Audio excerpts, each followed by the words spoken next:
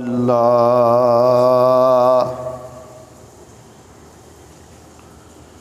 نحمده ونستعینه ونستغفره ونؤمن به ونتوکل علیہ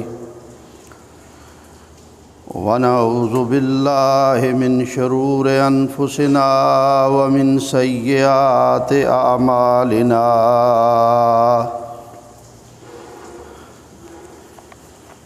من يهده الله فلا مضل له ومن يضلله فلا هادي له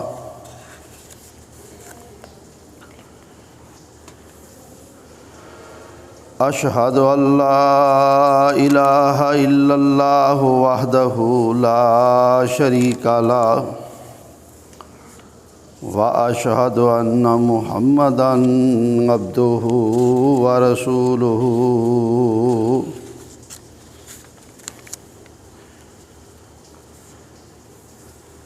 أما بعد فإن أحسن الحديث كتاب الله وخير الهدي هدي محمد صلى الله عليه وسلم شر الأمور محدثاتها وكل محدثة بدعة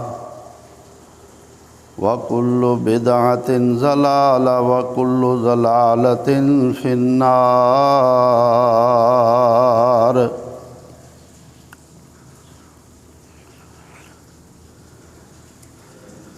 اللهم صل على محمد وعلى آل محمد كما صليت على إبراهيم وعلى آل إبراهيم إنك حميد مجيد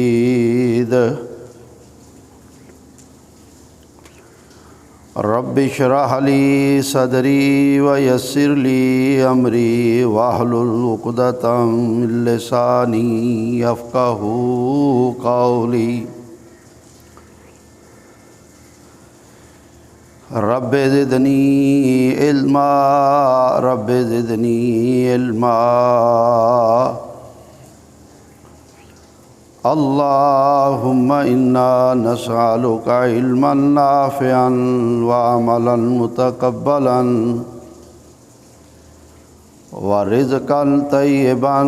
وشفاء من كل داء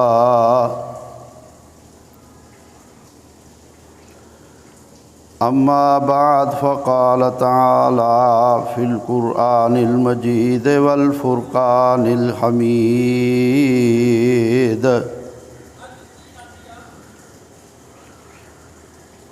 أعوذ بالله من الشيطان الرجيم بسم الله الرحمن الرحيم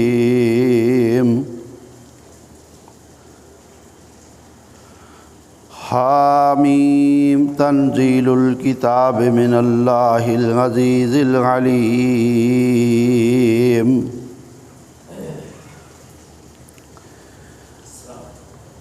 غافر الذنب وقابل التوب شدید العقاب ذی الطول لا الہ الا هو الیہ المصیر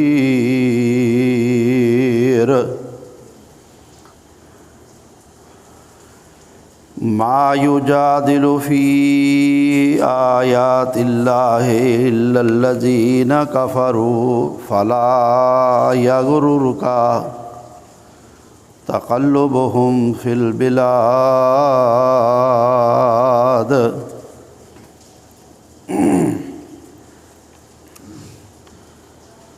کذبت قبلهم قوم نوح والاحزاب من بعدهم وحمت كل أمة برسولهم ليأخذوه وجادلوا بالباطل ليدحضوا به الحق فأخذتهم فکیف کان عقاب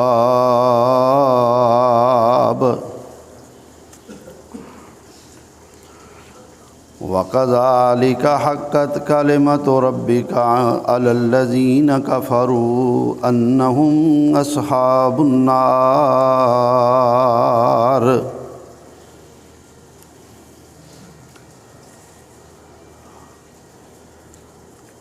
حمد و صلوات کے بعد برادران اسلام،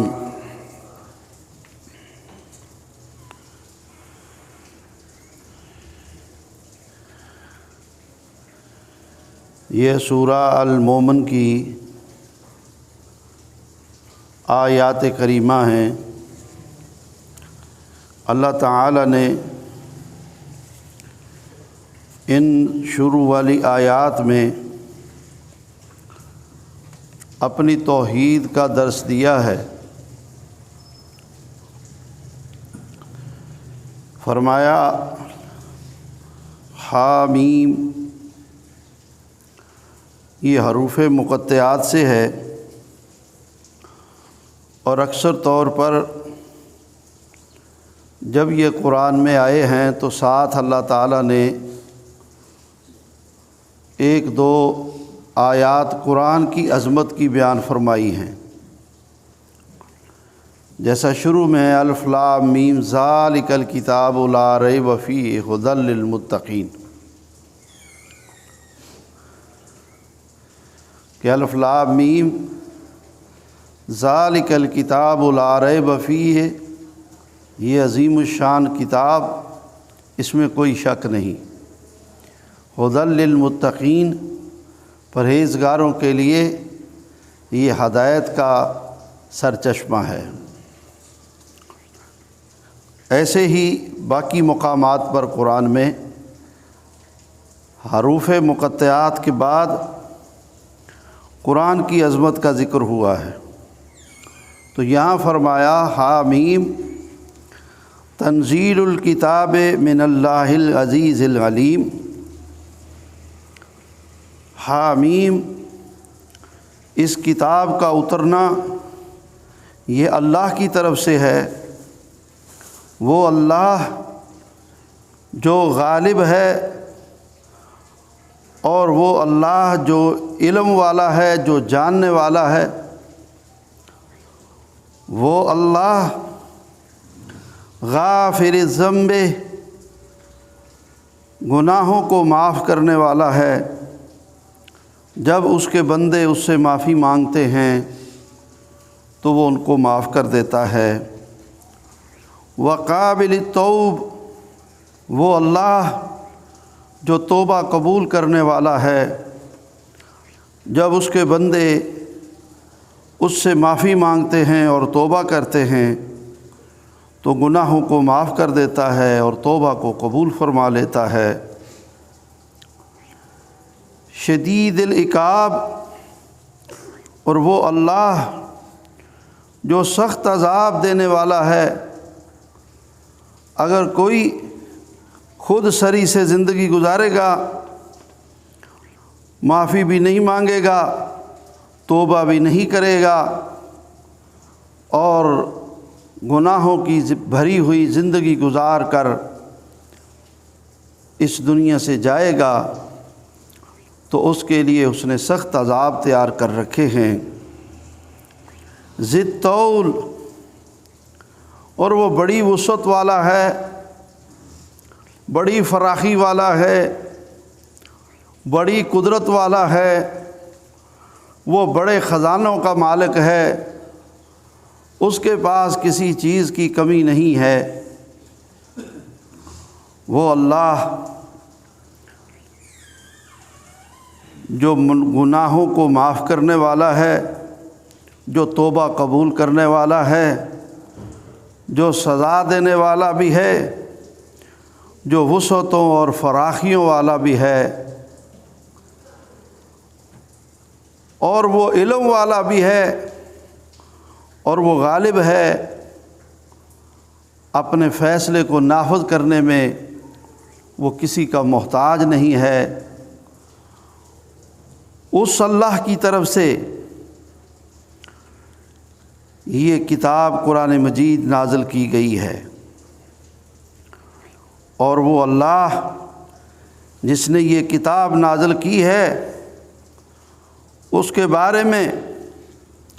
اب تم یہ سمجھ لو اور سن لو، لا الہ الا ہوا،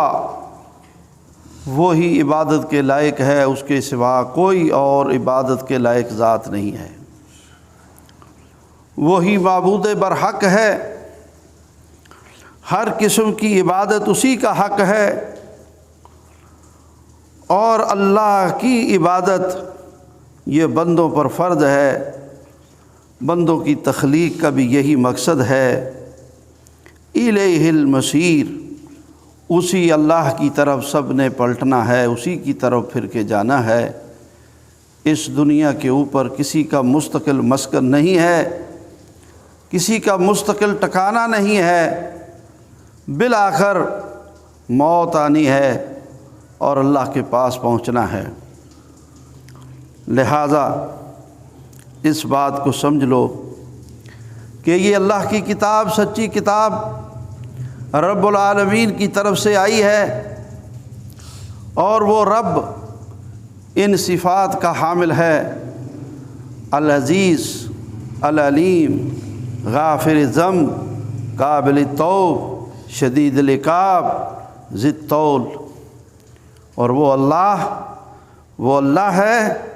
کہ لا الہ الا ہوا، وہی عبادت کے لائق ہے، اس کے سوا اور کوئی عبادت کے لائق نہیں ہے۔ تمام تر مالی عبادتیں، تمام تر قولی عبادتیں، تمام تر بدنی عبادتیں، یہ اسی کا حق اور اسی کا خاصہ ہیں۔ جو کوئی شخص بھی کسی بھی قسم کی عبادت غیر اللہ کے لیے بجا لائے گا، اللہ کے ساتھ شرک کرے گا، تو اللہ تعالیٰ اس کو معاف نہیں کرے گا۔ اگر اس نے کوئی اچھا کام بھی کیا ہوگا تو وہ بھی اس کا غارت ہو جائے گا، رائگا جائے گا۔ توحید کے بغیر نجات کسی کی نہیں ہوگی۔ حضرات گرامی، فرمایا ما یجادل فی آیات اللہ، اللہ کی آیات میں وہی لوگ جھگڑتے ہیں، وہی بحث کرتے ہیں، اللہ کی آیات کا وہی انکار کرتے ہیں،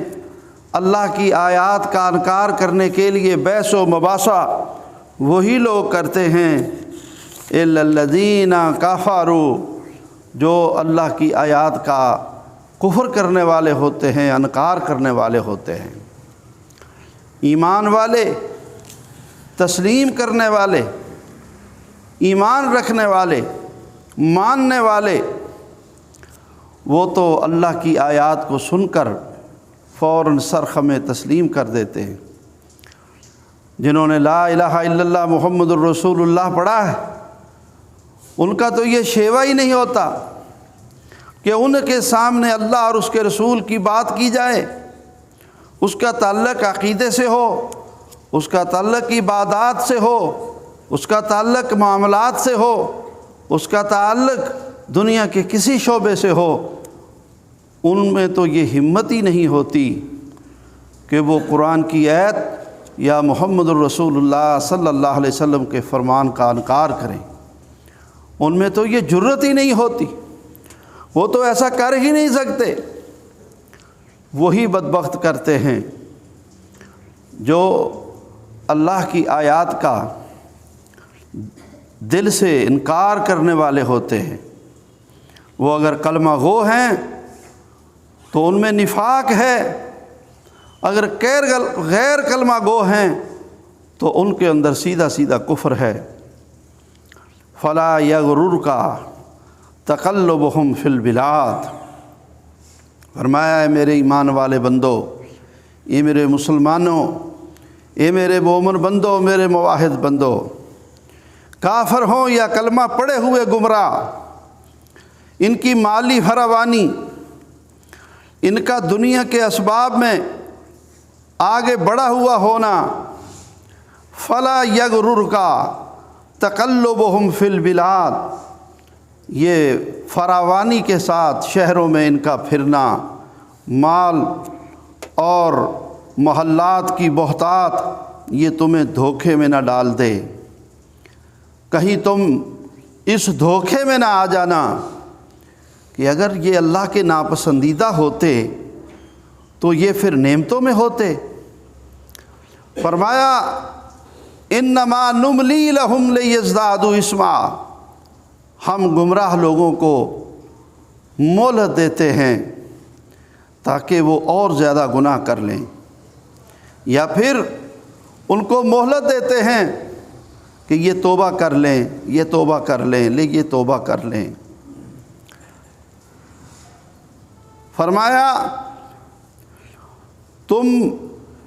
اپنی تنگیوں میں رہو، تم اپنی مشکلات میں رہو، لیکن اللہ کے دین پر پکے رہو، توحید پر پکے رہو، اللہ کی عبادت پر پکے رہو، اور دنیاوی حالات و واقعات کو کسی خاطر میں نہ لاؤ،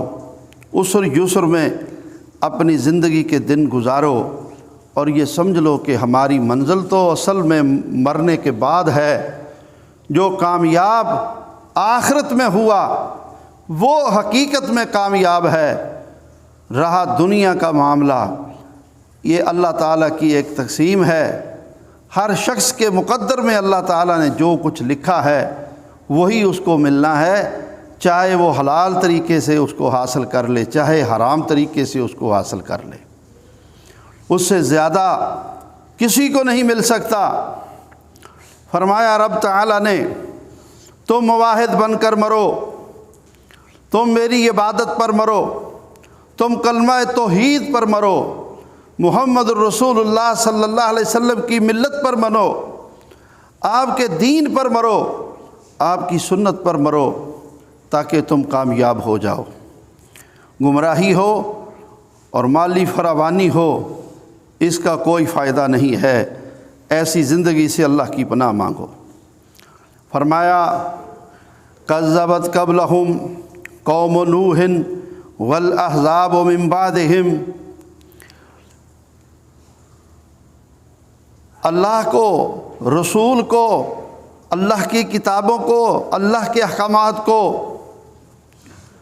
نوح علیہ السلام کی قوم نے، اور نوح علیہ السلام کی قوم کے بعد اور بے شمار قوموں نے جھٹلایا۔ نوح علیہ السلام کے بعد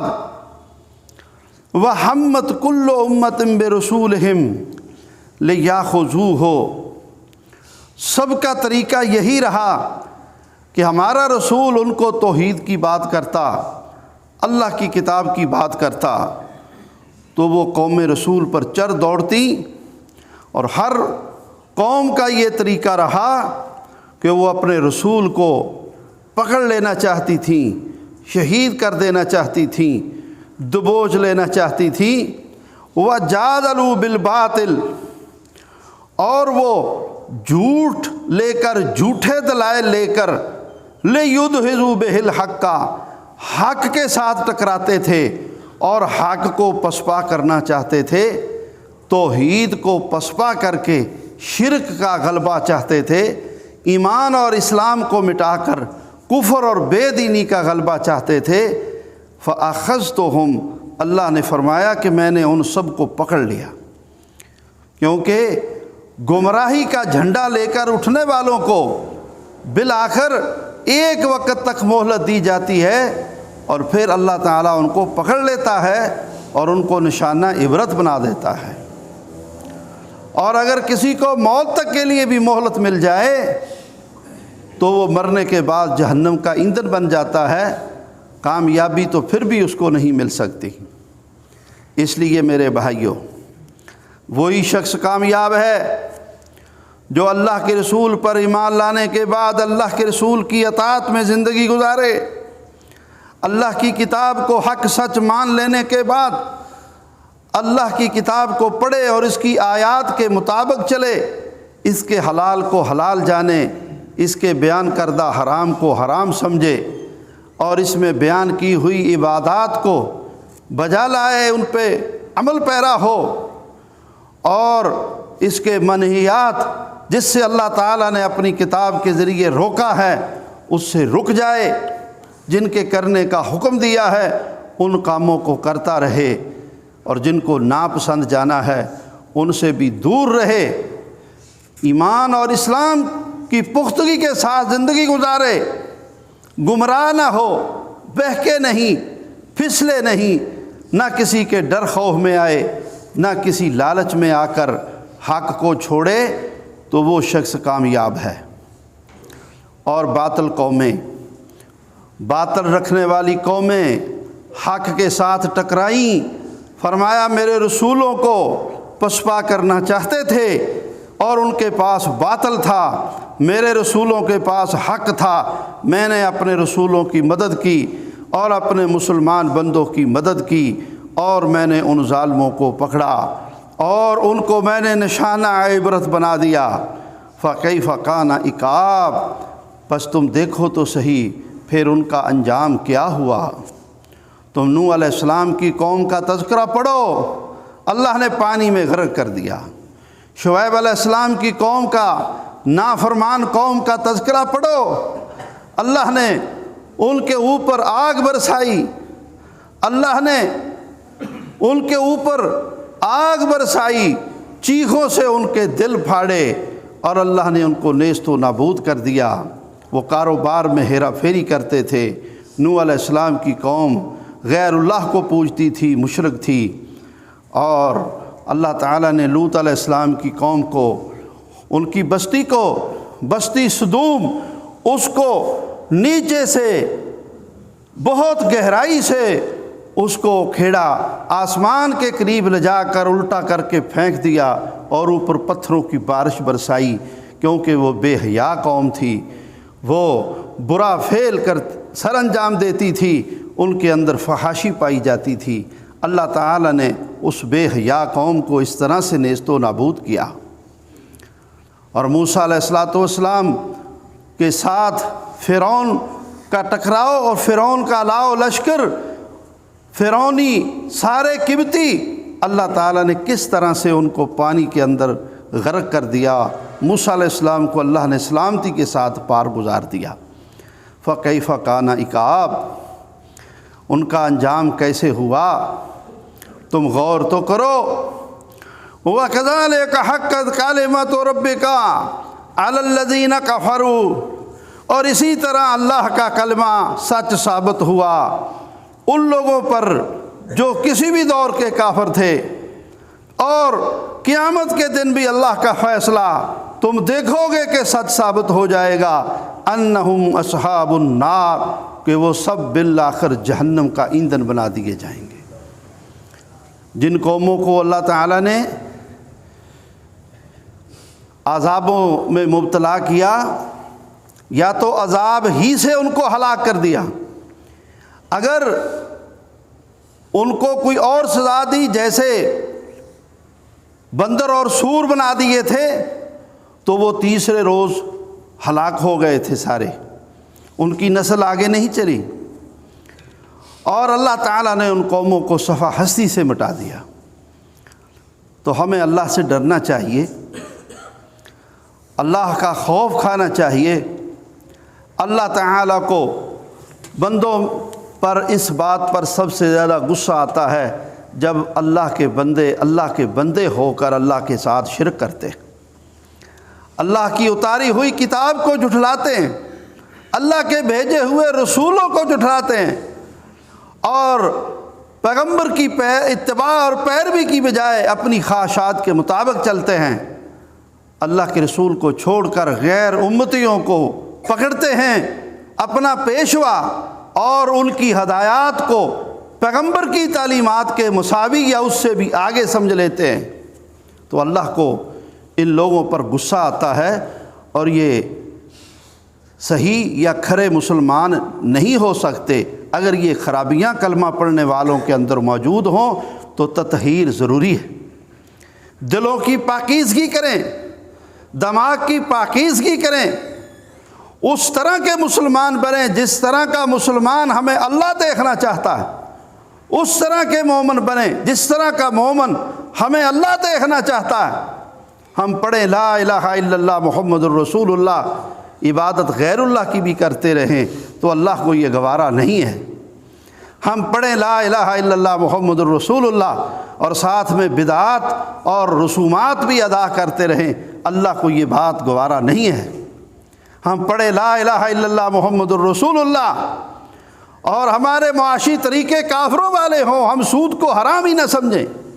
ہم ہیرا پھیری اور ظلم کو ناجائز ہی نہ سمجھیں، تو یہ بات اللہ کو گوارا نہیں ہے۔ ہماری غمیاں خوشیاں وہ ہندوؤں، یہودیوں، عیسائیوں کی طرح ہوں، یہ بات اللہ کو گوارا نہیں ہے۔ تو ایسے مسلمان اللہ کو نہیں چاہیے۔ فرمایا ایسی حالت میں تو پھر انتظار کرو اللہ کے عذابوں کا، شکلوں کے بدل جانے کا، زمین میں دھنس جانے کا، زمین کے پھٹ جانے کا، اللہ کے عذابوں کے اترنے کا۔ اگر تم اللہ کے نہیں بنتے تو ماں یا اباؤ بکم ربی، اللہ کو بھی تمہاری کوئی پرواہ نہیں ہے، اور وہ پھر بھی مہلت دے دیتا ہے، بہت حد تک مہلت دے دیتا ہے کہ شاید یہ توبہ کر لیں، شاید یہ توبہ کر لیں۔ تو اس لیے میرے بھائیوں، اللہ تعالیٰ سے ہدایت کی دعا کریں اور ہدایت کو سمجھیں، ہدایت پر چلیں، ہدایت پر پختگی اختیار کریں، گمراہیوں سے بچ جائیں، بے دینی سے بچ جائیں، تاکہ ہماری آخرت اچھی ہو جائے۔ حضرات، جو لوگ ہدایت پر ہیں، جن میں کفر شرک بدعات نہیں ہیں، جن میں اللہ کی کتاب پر ایمان اور اللہ کی کتاب کی تعلیمات کے مطابق پختگی ہے، محمد الرسول اللہ صلی اللہ علیہ وسلم کے فرامین پر پختگی ہے، ایمان ہے، یقین ہے، اسی پر عمل ہے، یہ بڑے قیمتی لوگ ہیں، اور یہی مسلمان ہیں، یہی موحد کامیاب ہونے والے ہیں۔ ان کے لیے اللہ تعالیٰ اپنی رحمتوں کے بے شمار اسباب مہیا کرتا ہے۔ اللہ کی رحمت ان پہ اترتی ہے، اللہ ان کے گناہوں کو توحید اور اتباع رسول کی برکت سے معاف کر دیتا ہے، اور اللہ تعالیٰ ان لوگوں کے حق میں اپنے فرشتوں سے دعائیں کرواتا ہے۔ اللہ فرشتوں کو حکم دیتا ہے کہ میرے ان مواحد متبع سنت میرے ایمان والے بندوں کے حق میں دعائیں کرو۔ بعض ایسے وظائف بتائے گئے کہ جو شخص یہ وظیفہ پڑھتا ہے اس کے حق میں اللہ کے فرشتے دعائیں کرتے ہیں، جو شخص یہ نیک عمل کرتا ہے اس کے حق میں اللہ کے فرشتے دعائیں کرتے ہیں۔ مثلاً جو شخص نماز پڑھ کر اپنی جگہ پہ باوضو بیٹھا رہتا ہے، جب تک بیٹھا رہتا ہے تو اللہ کے فرشتے اس کے لیے دعا کرتے رہتے ہیں، اللہم اغفر لہ واللہم ارحمہ۔ جب کوئی باوضو سوتا ہے تو اللہ کے فرشتے اس کے لیے دعا کرتے ہیں، یا اللہ اس کو معاف کر دے، یہ باوضو سویا۔ اور جب اسے جاگ آتی ہے، وہ اللہ سے جو بھی جائز دعا کرتا ہے تو اللہ تعالیٰ اس کی دعا قبول فرما لیتا ہے۔ اور اسی طرح فرمایا جو شخص کسی کو اللہ کی رضا کے لیے ملتا ہے اس کے حق میں اللہ کے فرشتے دعا کرتے ہیں اس کے آنے تک۔ جب کوئی بیمار کرسی کے لیے جاتا ہے اس کے حق میں اللہ کے فرشتے دعائیں کرتے ہیں۔ جب کوئی شخص صبح کے وقت صبح کی نماز کے بعد 3 دفعہ اعوذ باللہ السمیع العلیم من الشیطان الرجیم پڑھتا ہے، اور پھر اس کے بعد سورہ حشر کی آخری آیات کو پڑھتا ہے، تو 70,000 فرشتہ شام تک کے لیے اس کے حق میں اللہ سے بخشش کی دعا کرتا ہے، اور شام کو پڑھتا ہے تو صبح تک اس کے حق میں اللہ کے فرشتے دعائیں کرتے ہیں۔ پہلی صف میں نماز پڑھنے والوں کے لیے اللہ کے فرشتے دعا کرتے ہیں۔ دائیں جانب کھڑے ہونے والے پہلی صف میں، ان کے حق میں اللہ کے فرشتے دعائیں کرتے ہیں۔ اللہ اکبر۔ اور اس کے سوا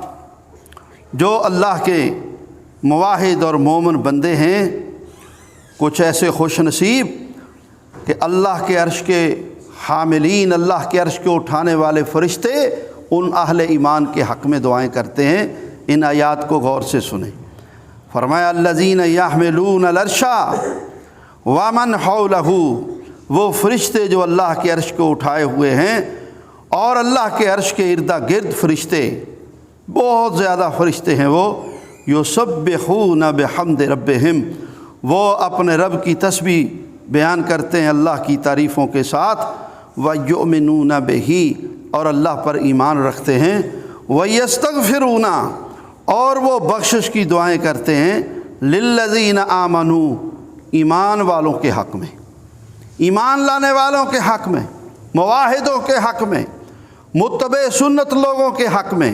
اللہ سے بخشش کی دعائیں کرتے ہیں۔ ربنا وسعت کل شیء رحمہ، اے اللہ تو نے ہر چیز پر اپنی رحمت کو وسعت دی ہے، وعلما، تیرا علم بھی ہر چیز پر حاوی ہے،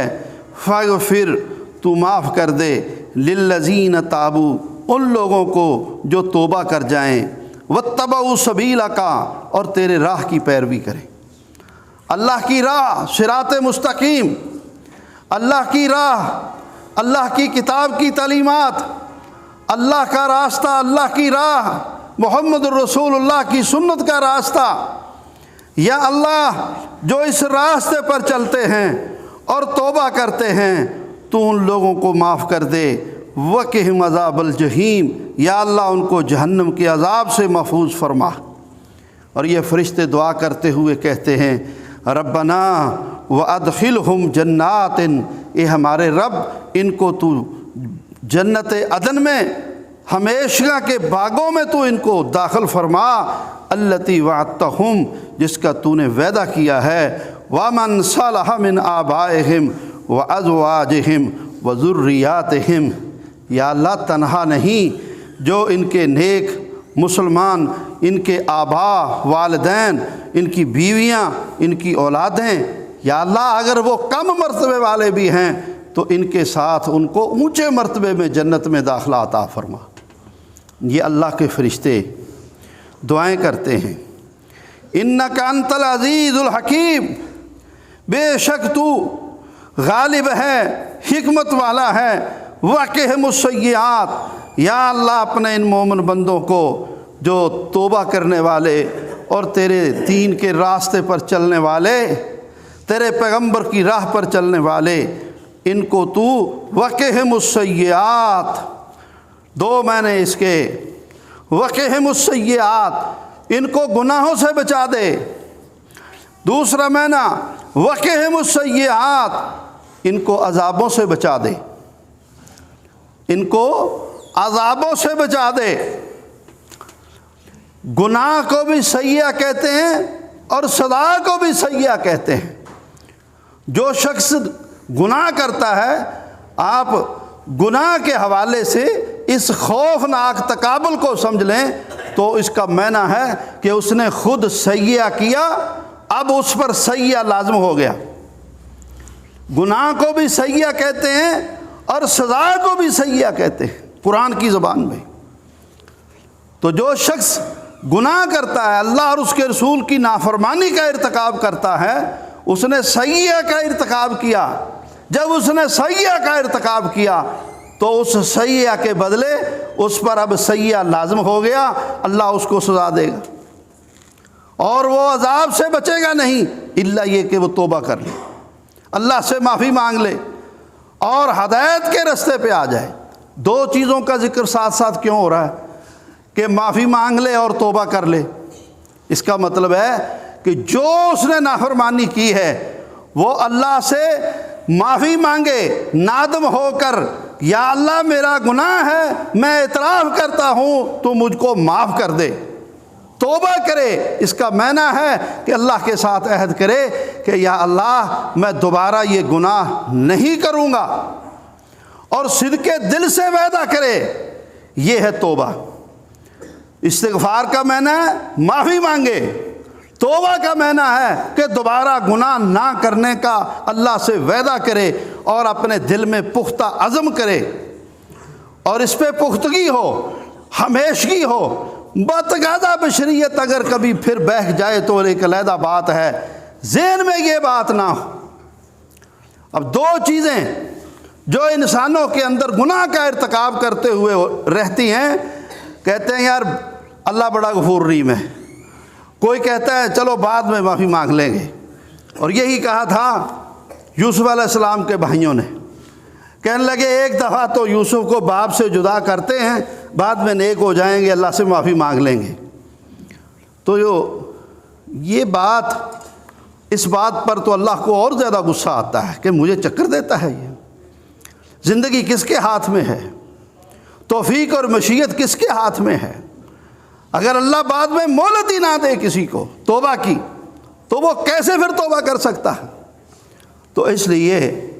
اللہ تعالیٰ سے پکی توبہ ہونی چاہیے۔ تو فرمایا جو لوگ اللہ سے توبہ کر لیں،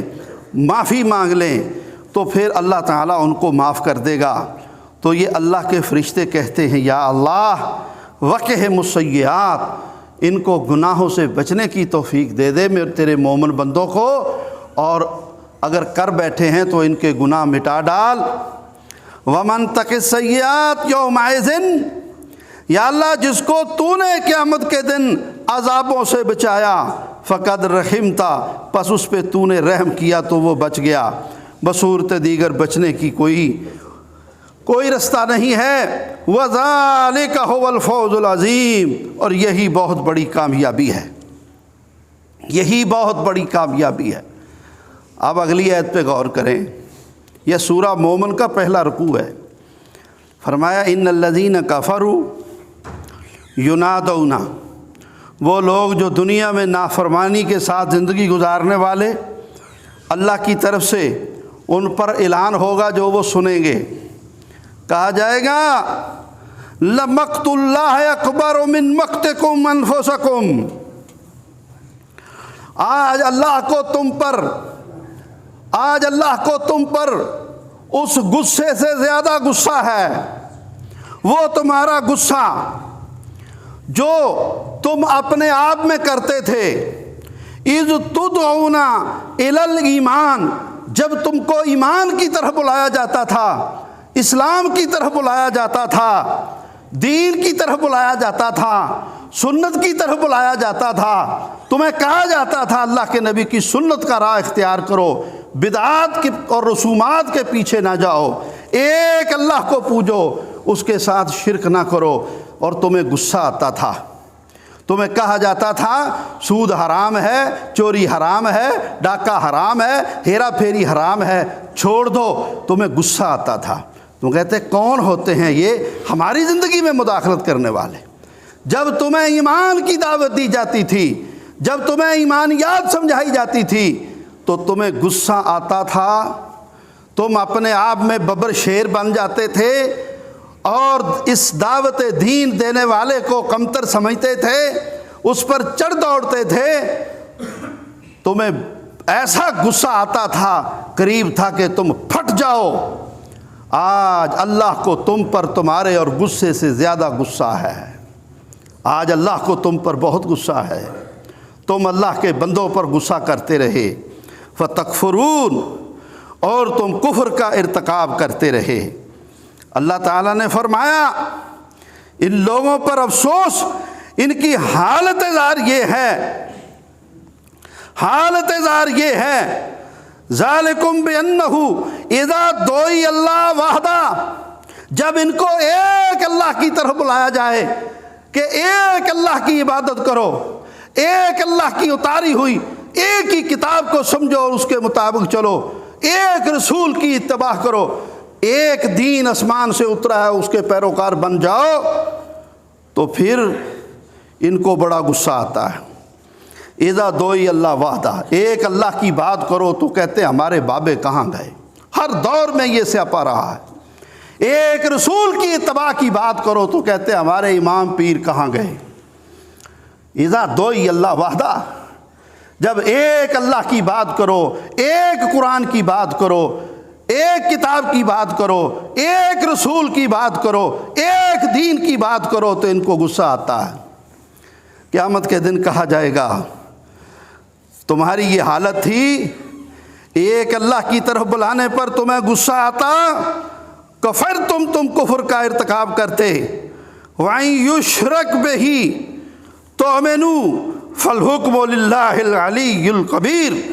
اور تم اس کے ساتھ شرک کرتے اور تمہیں کہا جاتا تھا کہ تم ایمان لاؤ اور تم شرک نہ کرو، تم موحد بن جاؤ، تو تمہیں غصہ آتا تھا۔ آج اللہ کو تمہارے اوپر اس سے بڑھ کر غصہ ہے، اس لیے اللہ آج مشرکوں کو جہنم میں پھینکے گا، آج بدعتیوں کو اللہ جہنم میں پھینکے گا، آج غیر قوموں کی مشابہت کرنے والے جہنم کا ایندھن بنیں گے۔ جو یہودیوں کے مشابہ زندگی گزارے گا وہ یہودیوں کے ساتھ جہنم میں جائے گا، جو عیسائیوں کے مشابہ زندگی گزارے گا وہ عیسائیوں کے ساتھ جہنم میں جائے گا، جو یہودیوں کی رسموں، جو ہندوؤں کی رسموں کو شادیوں میں غمیوں میں اپنا کے زندگی گزارے گا، آج وہ ہندوؤں کے ساتھ جہنم میں جائے گا، اور مشرک اس اپنے جھوٹے معبودوں کے ساتھ جہنم میں جائے گا۔ آج اللہ کو تمہارے اوپر بہت غصہ ہے۔ دنیا میں تم کو سمجھایا جاتا تھا اور تم انسان بنے ہی نہیں، تم نے کسی کی بات سمجھی ہی نہیں، تم ہر بات کو کھیل تماشا سمجھتے رہے اور فضول سمجھتے رہے، تم نے زیادہ سے زیادہ بڑے شریف بنے، تم زیادہ سے زیادہ سارے ہی ٹھیک ہیں۔ وہ کیسے سارے ٹھیک ہیں؟ صرف ایک اللہ کی بات کرنے والا اور ایک اتنے معبودوں کی بات کرنے والا جو گنے بھی نہ جا سکتے ہوں، جو گنے بھی نہ جا سکتے ہوں، صرف ایک رسول کی اتباع کی بات کرنے والا، اور ایک نے اتنی پگڈنڈیاں بنائی ہوئی ہوں جو شمار سے باہر ہو، صرف ایک کتاب کی بات کرنے والا، اور ایک وہ جن کے ہر گھر کی اپنی کتاب ہو، تو کیسے برابر ہو سکتے ہیں؟ اس لیے سیدھی سی بات ہے، سمجھ لو جو اللہ کی کتاب کے مطابق چل کر ایک اللہ کی عبادت محمد مصطفیٰ کے طریقے کے مطابق کرے گا وہ کامیاب ہوگا، دوسرے سب جہنم کا ایندھن بن جائیں گے۔ اللہ تعالی ہم سب کو ہدایت عطا فرمائے اور سمجھنے کی توفیق عطا فرمائے۔ اقول قولی ھذا واستغفر اللہ لی ولکم وآخر دعوانا ان الحمد للہ رب العالمین۔